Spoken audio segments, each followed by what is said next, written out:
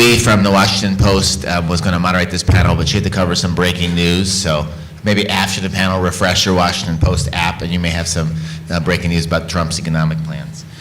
So thanks very much. I think this panel, focusing on corporate tax reform, has many of the similar lines that we thought it was going to have.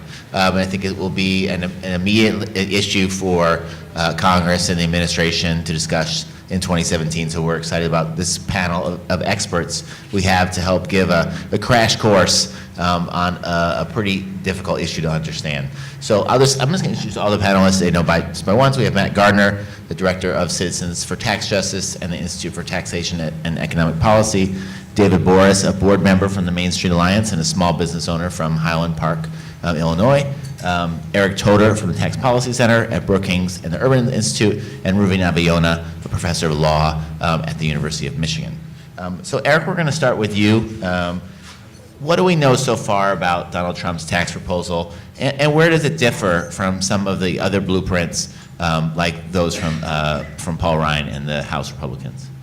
Okay, so what we know about Donald Trump's proposal, and there are some details that are not known at this point, or at least vague, and in our analysis we had to make some assumptions. What we know, it's a very large tax cut. It's larger than as a percentage of the economy than the tax cuts that were enacted during the George W. Bush administration and the Ronald Reagan administrations. We know the beneficiaries are largely are people at all income levels on average are getting tax cuts, but by far the largest portion of these tax cuts are going to the highest income people. That's both in the aggregate and as a percentage of their income.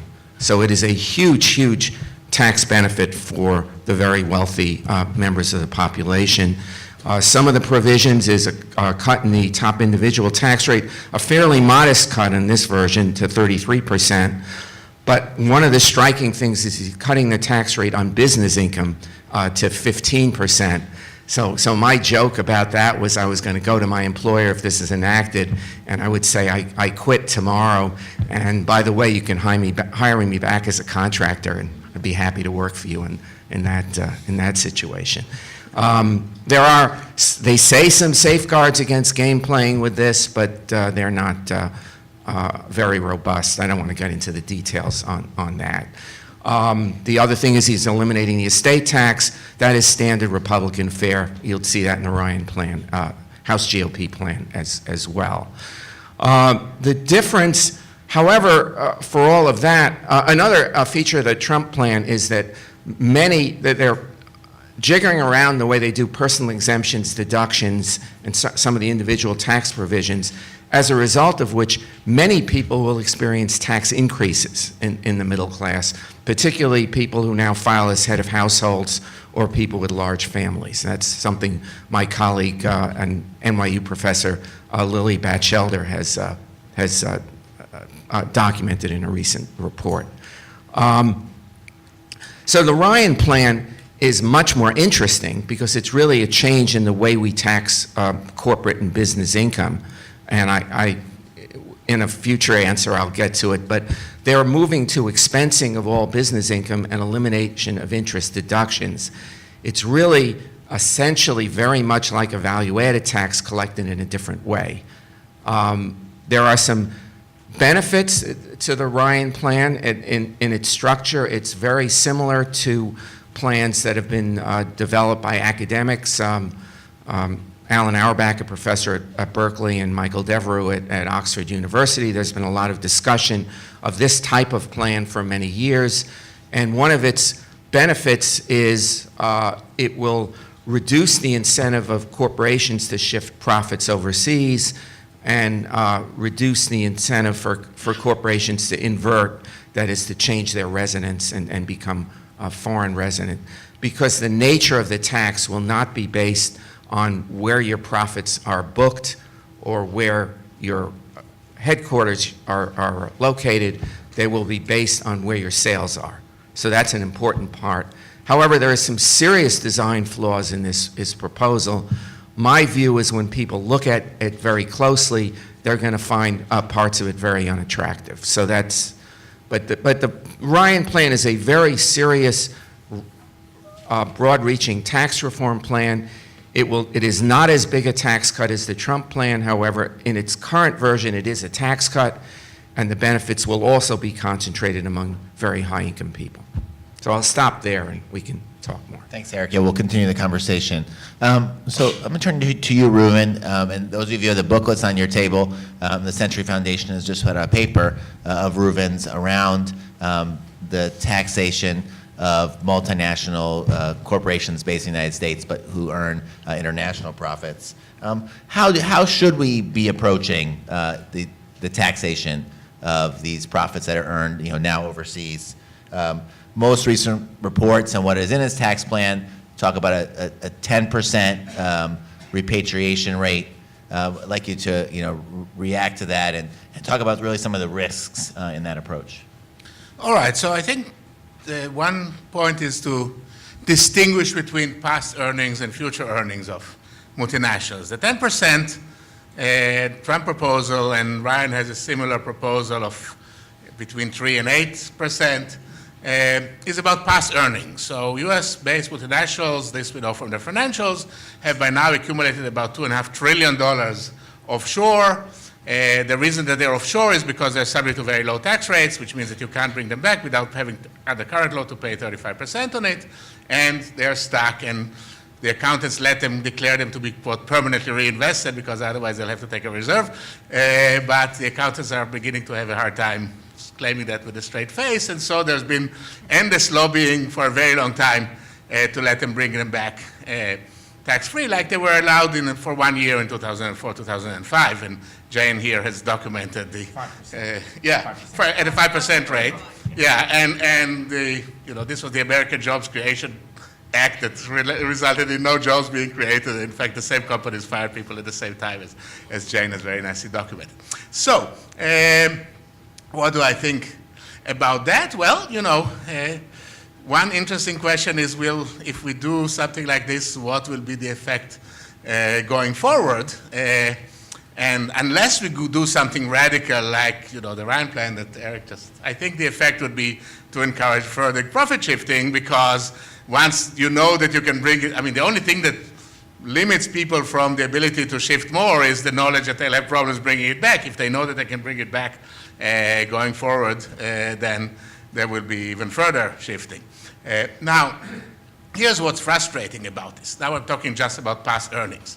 I can't see any policy argument against taxing it at a full rate, because A, it has no incentive effect on these corporations because the money's been earned already. B, it doesn't affect competitiveness because the money's been earned already. C, the money is mostly, as I think Jane also mentioned, U.S. source income. It's ridiculous to think that this belongs to Ireland or Caymans and so on. This is earnings primarily from IP that were developed in the United States and then shifted to all of these. So the only reason to accept a lower tax rate is politics, and the politics are pretty strong on this one. So, I think 10% is better than 8%, and 8%, and so on. The more we can push this up, the better. The more the Democrats can push this up in negotiation. And we're talking about a lot of money. So, think about it, $2.5 trillion, and even if we push it up from 10% to 15%, or ideally to 20%, then, we're talking about hundreds of billions of dollars that can be used to finance not just infrastructure, but, as Jen said, we have a debt, and there are all kinds of good reasons why and this is a pretty obvious thing. Now, that's as far as going backward. Now, going forward, this is where it gets interesting. Because going forward, Trump doesn't say anything in his plan about going forward. But he does have one rather cryptic sentence, and I just want to read it because I find it really interesting. What he says is, quote, "It eliminates most, notice most, corporate tax expenditures except for the research and development credit." Okay, so now we go, like Jane, we have a cheat sheet, we go to the tax expenditure budget, and what are most corporate tax expenditures? Well, okay, so R&D is off the table, but that's only $70 billion over 10 years. Accelerated depreciation is 195, but that's off the table because Trump also supports expensing. So if you have expensing, obviously, that's super accelerated depreciation, so you can't eliminate that one. The 199 that is domestic manufacturing, that Ryan says should be eliminated, Trump says should be, I'm pretty sure that's out. But that's only 140. Deferral is 811. It's by far the elephant in the room. So if you want to do something like eliminate both, and I think we should call them corporate welfare, which is the right name for them. If we should want to eliminate most corporate welfare, then the 8 says so. I think we should try to tell Trump, let's go back to your original plan, because if you go to the original Trump plan on his website before he adjusted it to become closer to the Republicans, he said explicitly, let's eliminate deferral. And my personal view is that even it's at 15, and of course the rate is something that we can talk about, structurally, I'd rather have 15 across the board than 25 domestic and 15 or whatever it is. And that was the proposal that both Obama and the Republicans had supported. And I really would rather have, on principle, have abolishing deferral, even at a low rate, because of, although I have to say, at 15, it's really hard to argue at the straight face that there's a competitiveness issue, even if nobody else does it. And the one thing that may be useful in my paper is that there's a table that shows the effective tax rate of the largest EU multinationals and the largest US multinationals. And the EU multinationals, remember, have territoriality, and they have higher effective tax rates than we do because they have tougher CFC rules, and in general, they enforce their tax much better. So I don't think there's a competitiveness issue at all, and certainly not at 15 across the board with no deferral. And I think that's what I think we should be pushing for. Will we get it? I'm sure not. But structurally, I really think it's significantly better, because anything else, as long as you leave a significant differential between the domestic income and the foreign income, even at 15, the reality is, even at 15 with expensing doesn't cover so-called rents, that is, the kinds of income that all of these multinationals have, right? Because expensing only takes care of the normal return. It doesn't take care of, Apple's income from having the iPhone.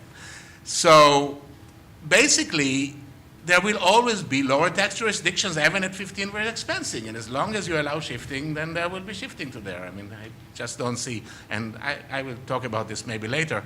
Even with the Ryan plan, I think there will still be shifting. Thanks. Thank you, Reuven. I'm going to turn to Matt and highly recommend the paper that CTJ and ITF put out around these $2.5 billion in offshore profits. Talk a little bit about who those corporations are and what the effect of this offshoring of profits has done to jobs and to the U.S. economy. Sure. Thank you very much. Nice to be here. So yeah, as a starting point, what's pretty clear for those of you who have read Reuven's paper, and for those of you who have just listened to the overview of what the Trump administration proposes, we think, to do, the polite thing to say would be that there's not a lot of overlap between them. And so pretty clearly there's just some disagreement about what the solutions to our corporate tax woes are. I work for an organization that specializes in quantifying and complaining about these woes, so I'm going to talk a little bit about that. The number one problem, as you've already heard, that we can all agree on, that everyone agrees on, is this pile of offshore cash. 2 weeks ago, in another world, when we were all anticipating a Clinton presidency, that was viewed as possibly the only likely area of activity on tax reform in 2017, and in an area where activity was going to take place. There was going to be some sort of a repatriation tax break. Now, after that, it appears likely to be one element of a much broader matrix of corporate tax change. And again, the engine is this $2.5 trillion of offshore cash, profits that are, companies say they are earning in other countries and that they have no intention of bringing back.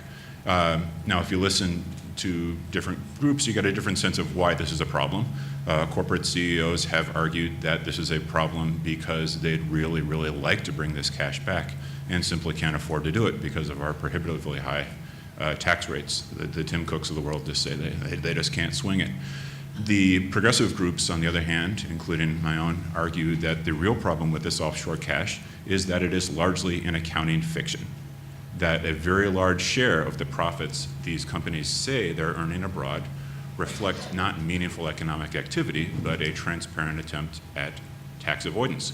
As an example of this, of the difficulty of sort of parsing this, we've been looking at Pfizer, a company that has earned $100 billion in the last, I think, 9 years worldwide, and that says they have lost $28 billion over that period in the US.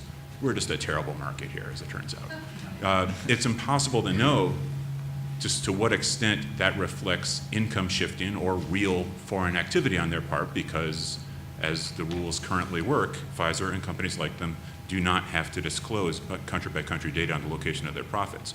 But we know, and I think, Jan, you alluded to this already, that in the aggregate, there are clear indicators that these companies are reporting their profits in tax havens in ways that a helicopter flying overhead could never see. You know, the notion that the profits being reported in the Caymans is dozens of times bigger than the actual size of the Cayman economy is a pretty clear indicator that there's malfeasance at play here.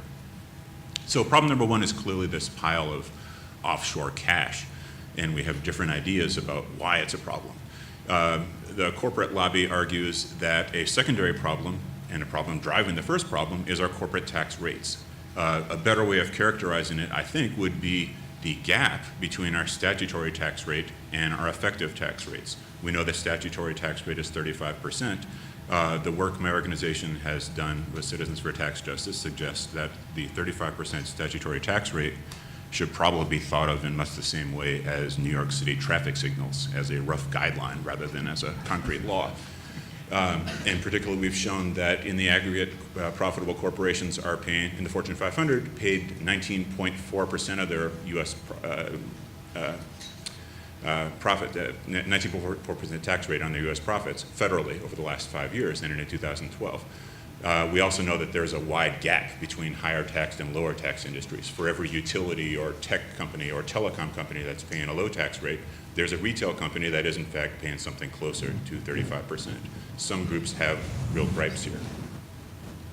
A third problem that I want to focus on quickly is the budgetary and economic effects of the tax avoidance these are indicators of, and the effect that it has on public trust in democracy.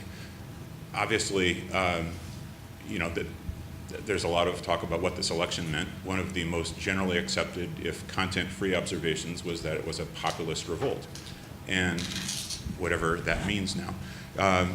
But that highlights the importance of achieving corporate tax reform that is going to restore somewhat the public's trust in our elected officials, in our democracy, and the workings of our tax system. Very clearly right now there is little such trust, and very clearly the ability of companies to offshore their profits in the way they're doing violates and worsens that trust. The revenue effect is also worth pointing out. The corporate tax has never been a real driver of our tax system revenue-wise, but it's an important backstop to the personal income tax. And lastly, from an economic perspective, pretty clearly, I'll just throw this out there for discussion later on, but pretty clearly what's happening right now is that en masse, large corporations are allowing their decisions about how and where they invest and locate their money on tax rules rather than on the rules of the marketplace. That pretty clearly is not going to help our economic growth. It's resulting in the diversion of profits into inefficient paths. And so whether it's from an economic or political or a budgetary perspective, it's pretty clear that corporate tax reform needs to be revenue raising, that it needs to visibly take away the ability of companies and the incentive for companies to shift their profits offshore. And maybe I'll leave it there. Well, thank you so much, Matt. David, I'm going to turn to you now to talk a little bit about this impact of this discussion of corporate tax reform on small businesses. I hope you can reflect both on the difference in the rates that Matt just referred to, how multinationals may pay less than domestic companies, but also on what it means for small businesses when we could lose $700 billion of revenue for good public investments. Sure, thanks.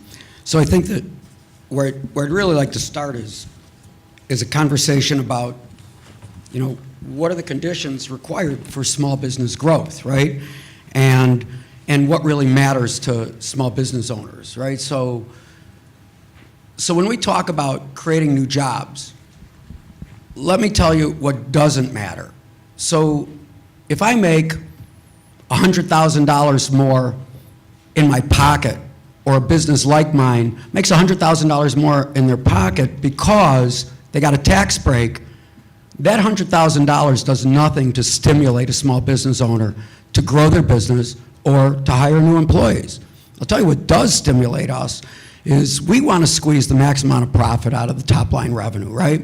And we do it with a group of employees. And when demand gets to a point where the people in my kitchen tell me that, we just can't produce this. We need to hire more cooks, right? So, and the same thing throughout every aspect of any small business, right? The manufacturing line just can't produce what the demand is bringing in.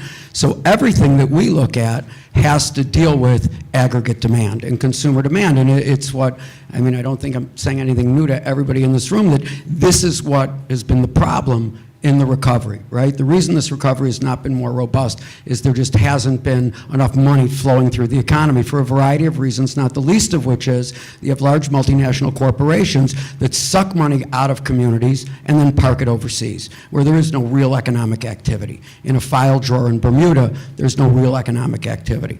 So then when we look at that and we say, so what are the conditions that we need for small business growth? Well, you need a few things, right? So we need a transportation infrastructure, roads and bridges. We need an educated workforce. We need good education policy. We need a reliable workforce. That's healthcare.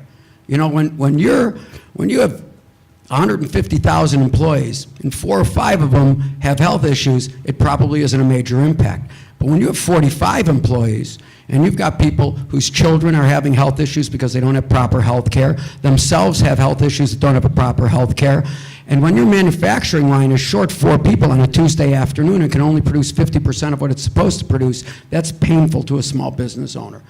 And then I think you have a conversation about regulations, right?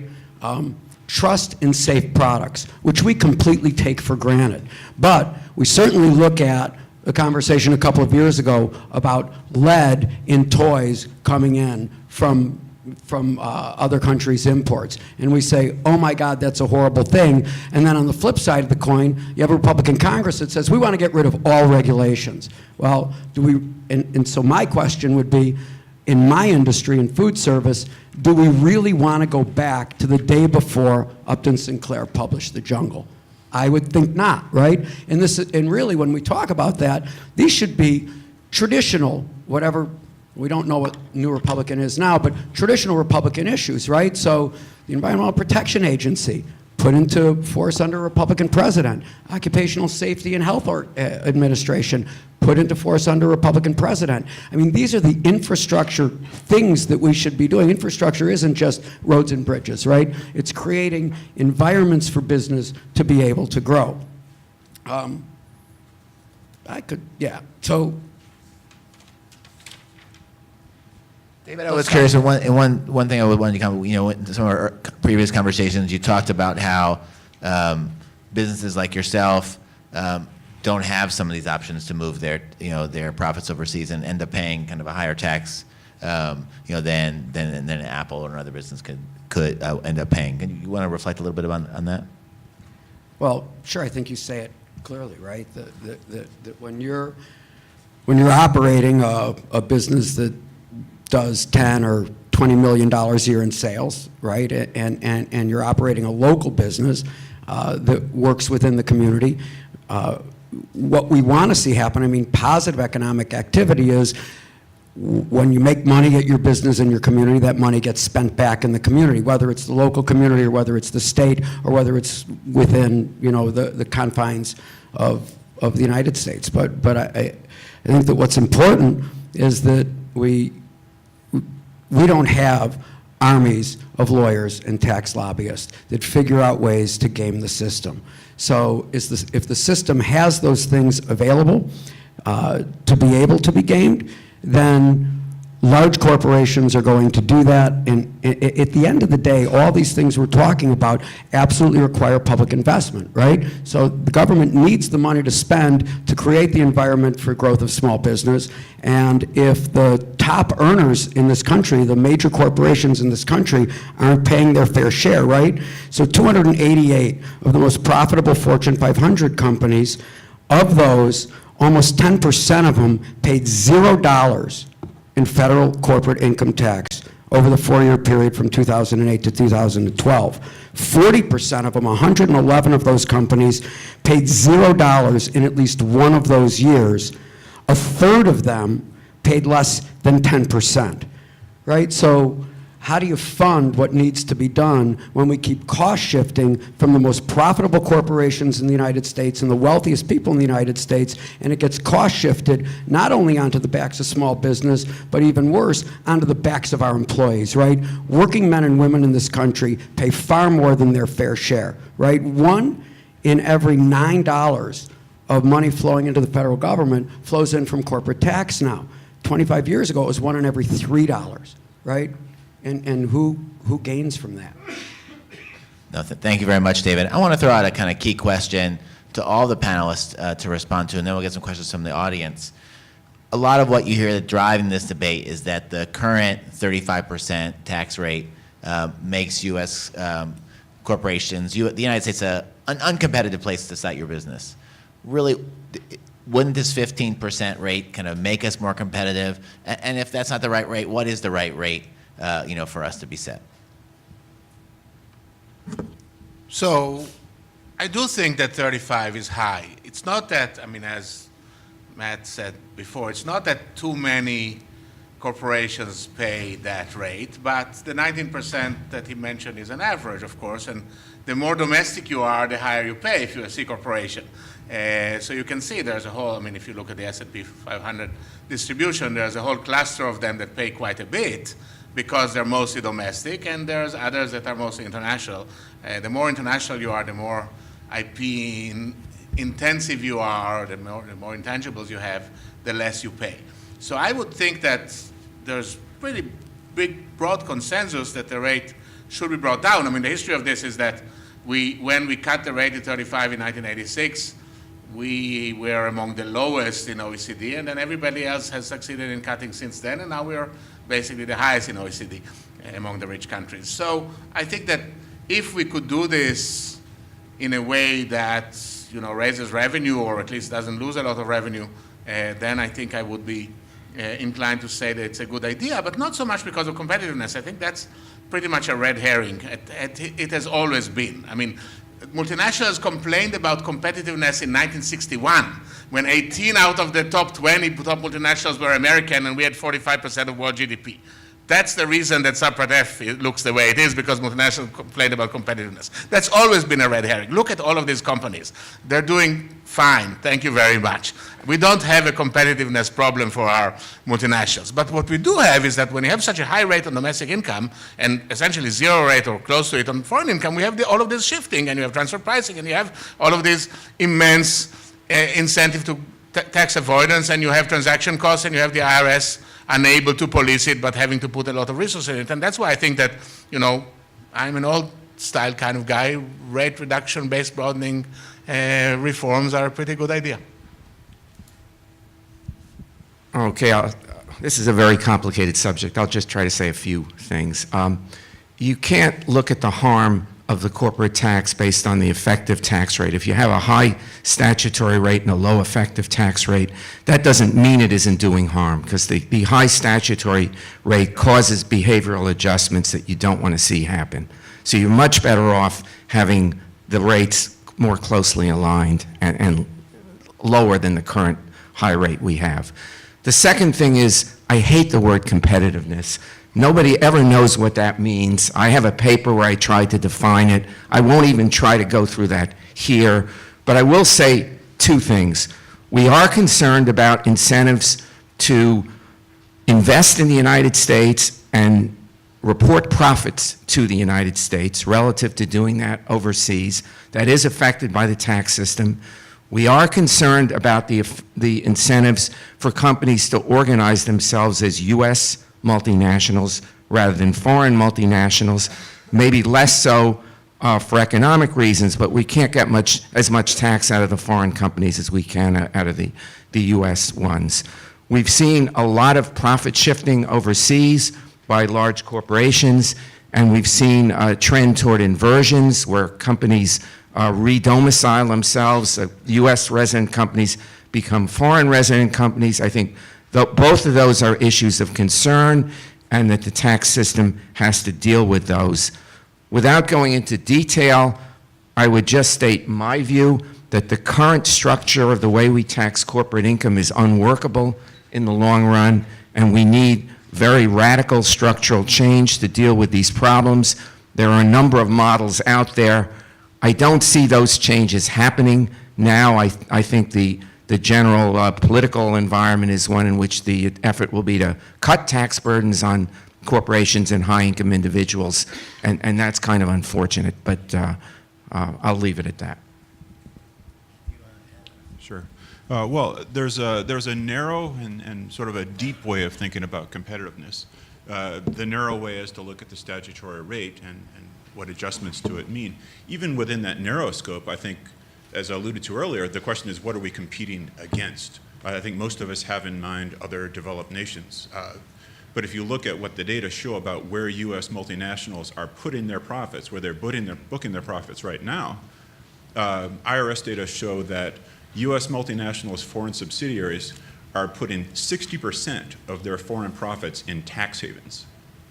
Places like Bermuda, British Virgin Islands, the Cayman Islands, places that don't have a tax system. And so what we are competing with under the current tax rules is not Germany, it's zero. It's the 0% tax rates that these companies are able to achieve by shifting their profits offshore. So simply reducing the corporate tax rate to any affordable level, whether it's 25%, which I think is as far as anybody thinks we can go by repealing all the tax breaks in a responsible way, or something less, is still going to leave in place the harmful incentives that encourage companies either to shift their economic activities offshore, or worse, to pretend they're doing so by shifting intangible profits offshore. I think there's a deeper level of competitiveness that you have to think about in the same breath, which is in a, we know we're in a fiscally challenged era. We have a $590 billion budget deficit, give or take, for the current fiscal year that just ended. It's only getting bigger over time. There is a need to raise more money, and that need is there because we don't have enough money to fund the important services we need.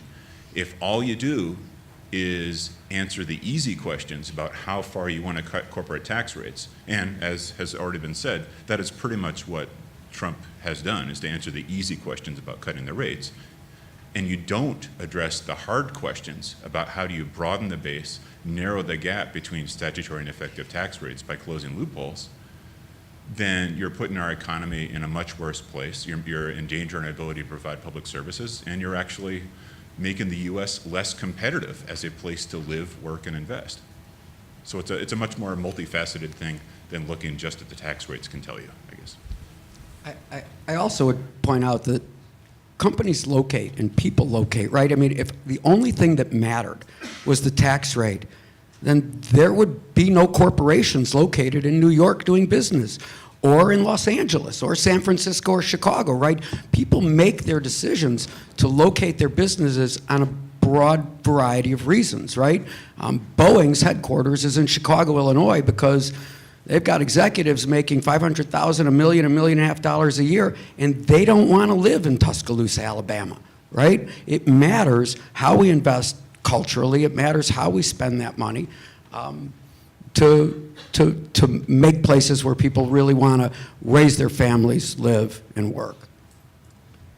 So let's take some questions, from the audience. I will posit my brother lived in Alabama. It's not such a bad place.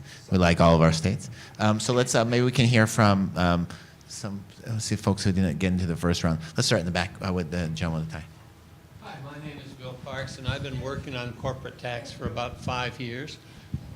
Oh, and I've been working on corporate tax for about 5 years, so I've met a number of people up here on the thing. And I'd like to add that the House the House Republicans brought out a destination-based corporate tax, which I believe does solve all these problems.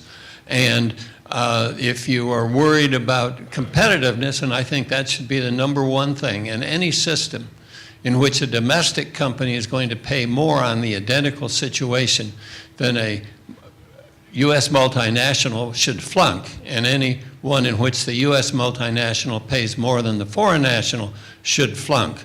And in order to help Mr. Borris there, I would suggest that the corporate tax rate be graduated. So we give him, for his first $1 million, a 10% rate, and then we move up to a 15% rate, a 20% rate. That way we get both to the House 20% and Mr. Trump's 15, and we cover that for probably 95 or 98% of the corporations, and then we can move up above that.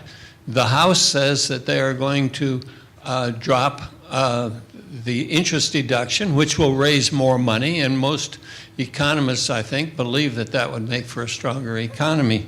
And you know, I think the reason that people are against this so much, as the gentleman quoted Upton Sinclair, he said something else.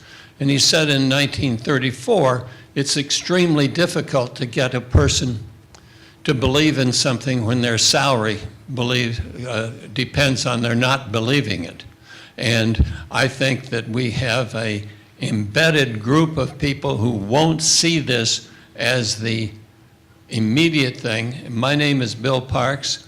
I've written a number of times on this in Tax Notice, and I handed out some pieces by Michael Stumo, and he's sitting behind here, and I suspect, although we are out of those pieces, that if you would give myself or Michael your card, please, we would be happy to send you more information. And I'm sorry that took so long, because that gets away from asking a question to just talking, and I'm sorry about that. So to summarize, I think there was a question there about a destination-based tax as a good solution. I'd love for the panelists to talk about that, and also maybe expound upon what will happen if this kind of Trump tax cut goes into play without the end to deferral. Are there any other options that would be reasonable policy options? Because from your comments before, Reuven, that could be a very dangerous precedent and incentivize companies to move even further, and there seems to be a real risk that would happen. Yeah, I'd like to comment a couple of things, because I'm glad the question was asked, because there was one point I do want to make, because we've been talking about corporate reform all along, and people should understand that corporations do not pay taxes. All taxes are paid by individuals. All taxes reduce the standard of living of individuals. The reason we have a corporate income tax is to get at the income of corporate shareholders that we would not otherwise be able to tax through the individual income tax. But when you're thinking about tax reform, you have to think not just the corporate burdens, but also the individual shareholder burdens.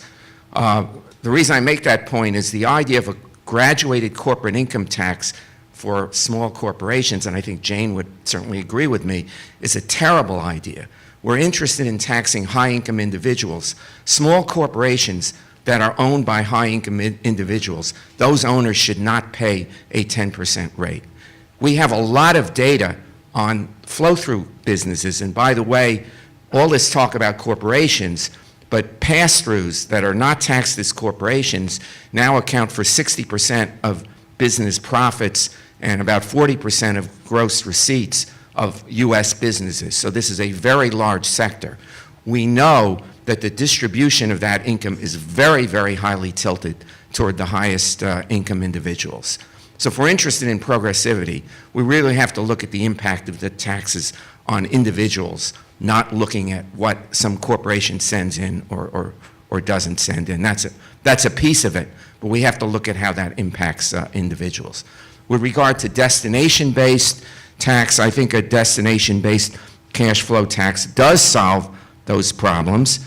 I think you have to understand what they're doing is basically by having expensing eliminating the corporate level tax on the normal returns to capital, and that's a big benefit for high-income investors.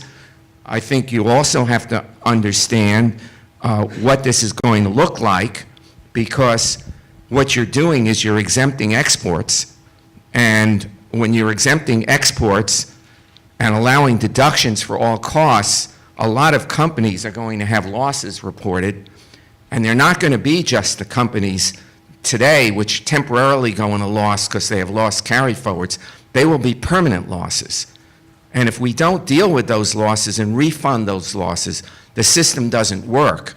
And I would just like to see how people react when you have the government sending checks to all these corporations. I think people have not realized how that's going to play out.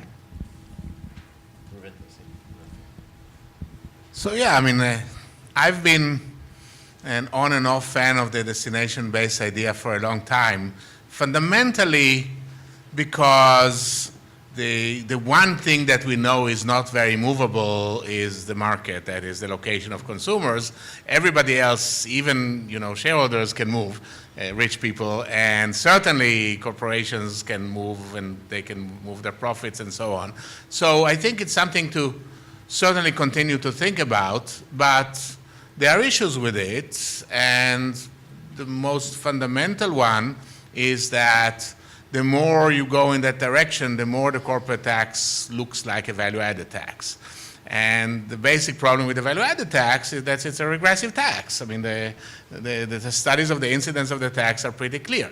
It's a consumption tax, and the richer you are, the less a percentage of your income you consume. Now, I think in principle, if I was told, let's have a VAT, a value-added tax, and abolish the corporate tax, I think I could live with that if there was a way to tax shareholders, like Eric just pointed out, because the corporate tax doesn't really fall on the corporation. So the answer is there is a way, because they're either owners of pass-throughs, and then we tax them in the individual level on a pass-through, or if they are owners of publicly traded entities, we could, in principle, tax them on the appreciation of the value of their shares, which is, I think, the right way of doing it. And then, you don't have Bill Gates sitting on $40 billion of unrealized appreciation in his Microsoft stock. We tax him as you go along, or Warren Buffett and so on. And then you don't need a corporate tax, and you can have a VAT.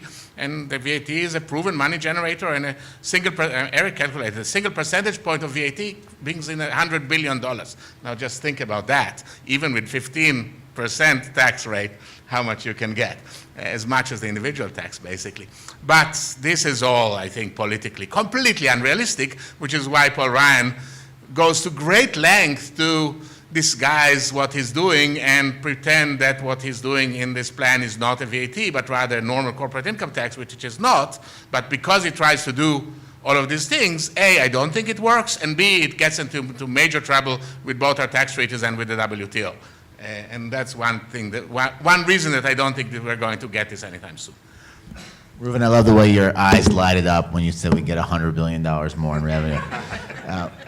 And more questions? And not only do we get them, but we get them in a predictable manner. I mean, what really nice thing about consumption tax is that consumption is relatively inelastic. So I've seen situations where, and this never happens here, where a government minister said, I estimate that a 1 percentage point raise in the VAT rate will bring me X next year, and that is exactly what they got. Show me a revenue estimate with the income tax that gives you this level of specificity or predictability. In the front, Lucy. I'm Mitzi Wertheim. I care about the societal consequences of this. And I think the consequence of this incredible extremes, when there's so few people at the top and so many at the bottom, really disturbs me in terms of what happens in communities.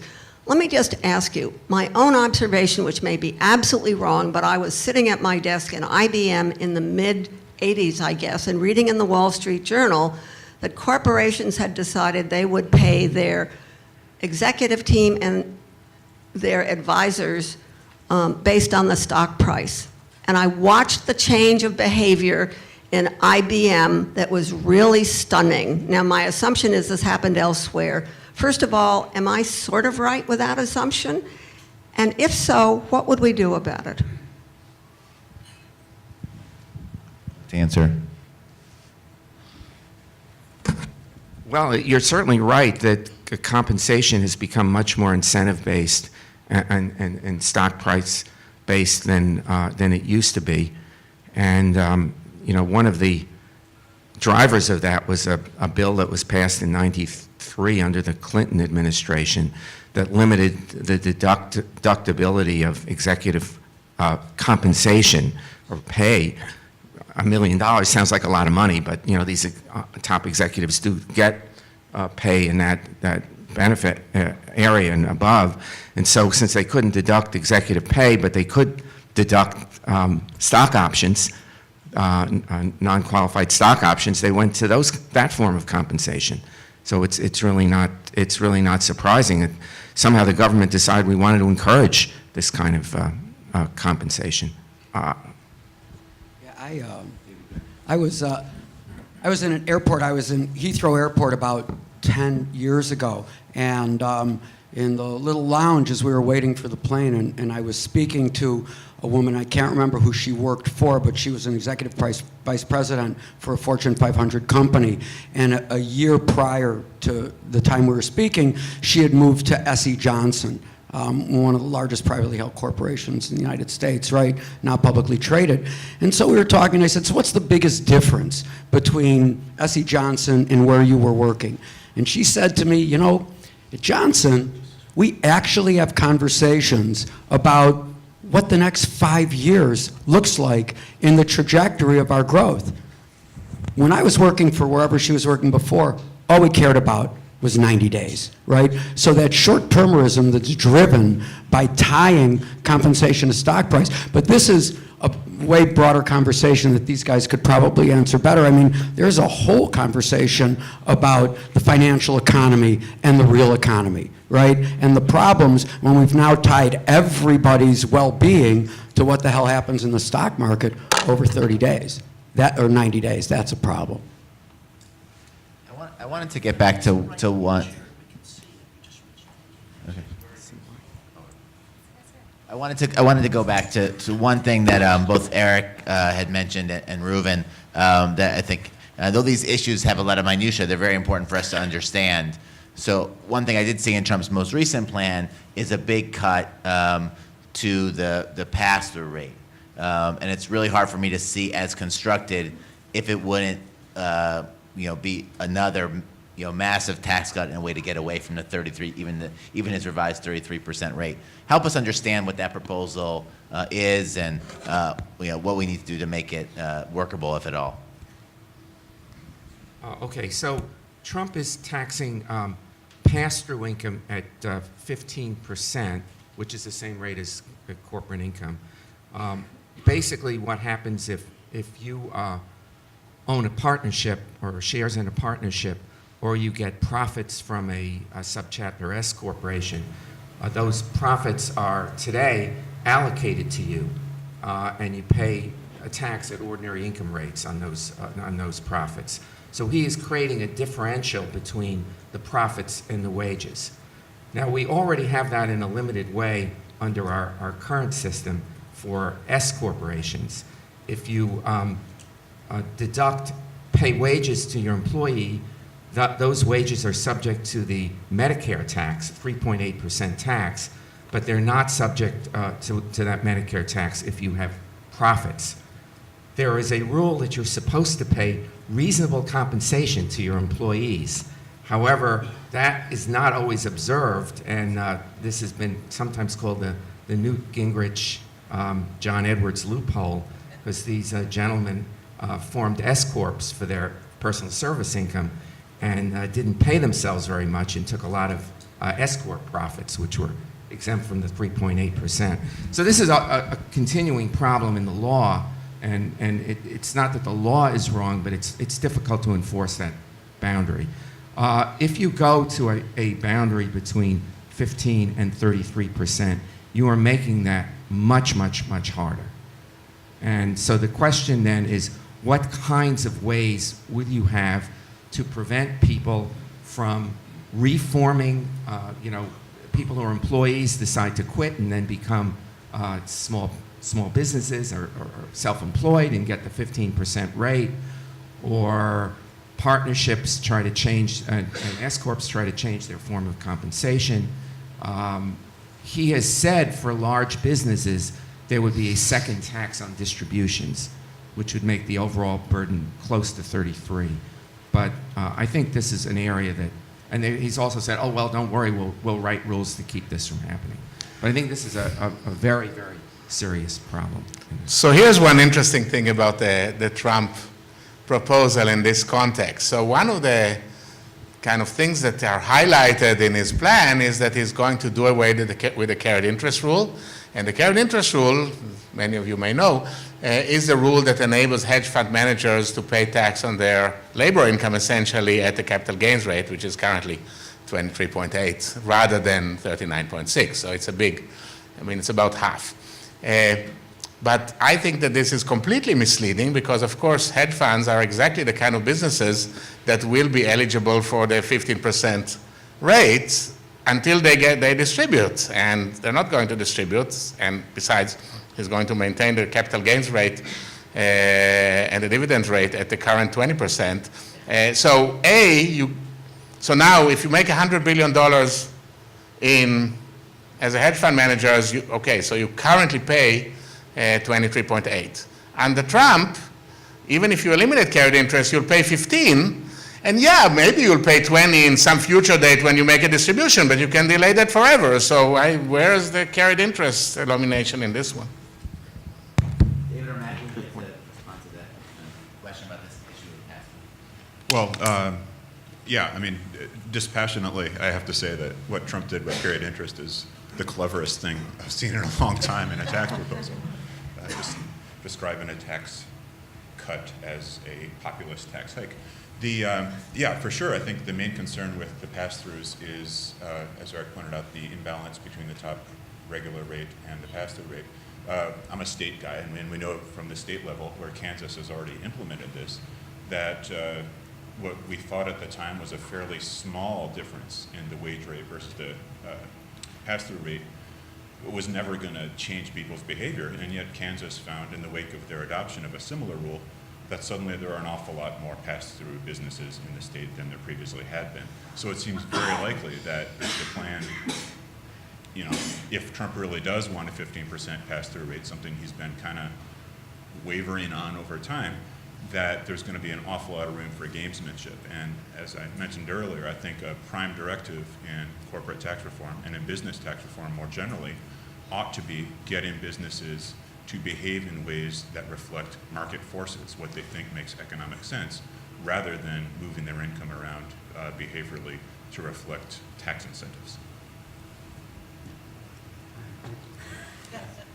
Some people that didn't ask in the first round, so all the way in the back. And we'll give those seconds to go with the mics in the audience. Hi, Frank Clementi with Americans for Tax Fairness. I just wanted to, some folks have alluded to a little bit. First of all, I and our organization strongly believes that we need to raise more revenue from the corporate side rather than less to make the kinds of investments we need to grow the economy. But just straight up on the debate about lowering the tax rate from 35% to 25%, that was sort of the heyday was then. Now we're talking 20% or 15%, so it's getting worse and worse. But I've always felt it's such a fraudulent proposal. It's a proposal made from the corporate side and, advocated by Republicans and even Democrats. But, I mean, as was suggested before, it costs you $1.3 trillion to lower the rate down to 25% from 35%. And, probably if you get rid of all the loopholes on the corporate side, you can afford to go down to 25%. It's just, what are these, even you guys who proposed lowering the rate, what do you want to get rid of? Yes, deferral's critical. We can raise a ton of money getting rid of deferral. But that doesn't even get you down to close to 25%. It gets you maybe at 28% or 30%. So to paraphrase Frank's question, if we went into this with where we were before, which is it's even this revenue neutral concept, which I'm not sure we have anymore, how would you really get from that 35 to a number like 25? What would you like to get rid of?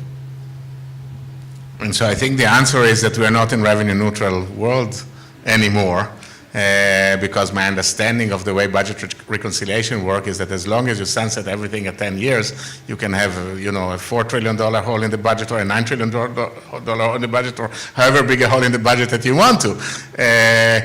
But, speaking personally, I always thought that what we should do, because I do believe that we should cut the headline corporate rate, is to make up for it with increasing the individual tax rate. And, I think that we can, remember, under Reagan, we had 28% capital gains and dividends and interest, and that's a significant increase from where we are now, at least on capital gains and dividends. And I would think that we could go up to there and further and not significantly damage economic growth or anything like that. But, Eric, I think, probably has something to say about this also. No, I basically agree with you, Reuven. I do think we probably need to go to some kind of accrual tax or tax of gains at death or something like that, because I don't think we can get the capital gains rate that high in the current structure. But and by the way, those proposals have been made by the Clinton team and by Obama, so it's not like they're so outside the world of what people are thinking about. Yeah, I mean, Frank, what you say is exactly right. Even before the election, people had their eyes set on 25% as a minimum attainable rate with some really hard cutting on the tax expenditure reform front. And no one is asking these questions more seriously now. In fact, there has been virtually no, not even lip service paid really to tax expenditures on the corporate side. So, you could imagine that we are in a new world, that revenue neutrality is no longer an objective. Practically, cost minimization still is an objective. There's only so much you can get from dynamic scoring, unless you put the whole project in the hands of Trump's kids or something. I don't know. But the bottom line is that either Trump is going to, and the Trump administration is going to get much more serious about defining tax expenditures to get rid of, something they've shown little appetite for so far, or in a real world, they're probably going to have to pare back this 15% to something higher just to get it through. You would hope. I just wanted to touch on what Mitzi had said about the whole cultural conversation, right? And that would be that whatever we do, we need to pay attention to inequality, right? Because we maybe once thought that inequality was relatively benign, right? The smarter and better ideas, individuals wound up, the stronger players wound up taking a bigger piece of the pie, and I suppose that probably could have an argument made for it as long as the promise of the United States was still there, right? So 30 years ago, this country was one of the most mobile societies in the world, right? And if you worked hard and played by the rules, and you could get ahead. And what we've come to realize, at least I believe this to be true, is that based on this intransigent inequality where the upper 1% and lower 99% are sitting where they are, we are now not even in the top 10 mobile societies on the OECD scoring, right? So it's important because, and I think this might have been Mitzi's point, right, that if people have a path and if people have hope, then you have a really vibrant, not only electorate, but workforce, and people want to go out and they believe that they can succeed. And I think that when you look through the course of history, and this is just one more point on it, when you elect authoritarian, xenophobic, bigoted leaders, they're normally elected by a wave of emotion where people feel like they have no hope. And that's a concern in the deep cultural conversation that has an absolute impact on how we structure economic policy. One more question from someone who didn't get to the first round, so in the back right here. I want to return to the question of destination-based taxes. Trump has said that he wants to end deferral, but there probably isn't a single U.S. multinational that will allow that. And if you look at things like Portman Schumer, they are in territorial ground already. Once you end up in territorial, the question becomes, how do you most efficiently and most effectively shut down the offshoring of U.S. profits? And I'm just suggesting to you that under that context, you have to look at things like a sales-based consumption tax. So maybe a lot of the responses, and I don't think we've defined this term territorial for people knowing as a minute before, also made respond to this idea of, are we going to some type of territorial system, and then to the question about how would you really then end offshoring and outsourcing? So, consumption taxes are by nature regressive. So I don't actually know, and maybe you guys could speak to whether or not there's a carve-out somewhere in a territorial system, and how we take $50,000 a year wage earners and under and make certain that they're not bearing the burden or an undue burden. All right, well, a territorial system is another one of those words that gets thrown around like competitiveness. Territorial system means we tax income that's earned in the United States and not income that's earned overseas. However, there are two ways we depart from a territorial system today. One is this small tax we have on repatriations. It's a big tax, but there's not much being repatriated. The other way we depart is that many companies, particularly foreign-based companies, are not paying tax on their U.S. source income, and the anti-avoidance rules that we have, inadequate as they are, don't apply to those companies. So moving to a territorial system really means putting much bigger taxes on inbound companies and stopping them from stripping profits out of the United States, which the Treasury is trying to do with its debt equity regulations that they've just announced, and which really needs some kind of congressional solution. I don't think it's going to happen. But so we're not really going to a territorial system. The other part is the outbound part. You don't want a situation in which you don't have foreign profits taxed and U.S. companies can artificially report income overseas. So actually all the legislation like the Camp Bill had provisions to try to put a minimum tax on foreign income. But I think the devil's in the details on that, and you could have very big leakages when you're trying to go to a territorial system. Yeah, I mean, I think that there's some confusion about terminology. What usually we mean in this town when we talk about, quote, territoriality is what the Europeans call a participation exemption, which I think is a more accurate term. That just means that the kind of income that we currently don't tax when it's earned by subsidiaries of U.S. multinationals overseas will be able to be brought back onshore with either no tax, as Ryan has proposed, or some kind of minimal tax rate, as previous Republican proposals have proposed. And that is, a relatively narrow form of territoriality. But of course, once you adopt that, as was mentioned before, that removes the current barrier to repatriations going forward, which, absent some anti-shifting device, will encourage further shifting, which is why Camp and every other proposal had these minimum tax provisions and Ryan really doesn't have those at all. I mean, he cuts back on the existing ineffective anti-avoidance devices that we have in the code by eliminating some of them. He doesn't say a word about the other devices that are in the code, and he doesn't have any kind of minimum tax concept. What he does, it is true, is this superimpose on this destination-based concept, but as I said before, I don't think it's workable in the context of the Ryan plan. And what I worry will happen is that will be jettisoned as unworkable, and we will remain with the rest of the Ryan plan, which is 100% exemption for dividends with no anti-shifting devices at all, which is frankly what the coalition of the high-tech companies and everybody else who has a lot of trapped income overseas want. So I suspect that this may be where we're heading. Let's just take one more question. We have a little bit more time. So in the front, introduce yourself, please. Sternball with Main Street Alliance.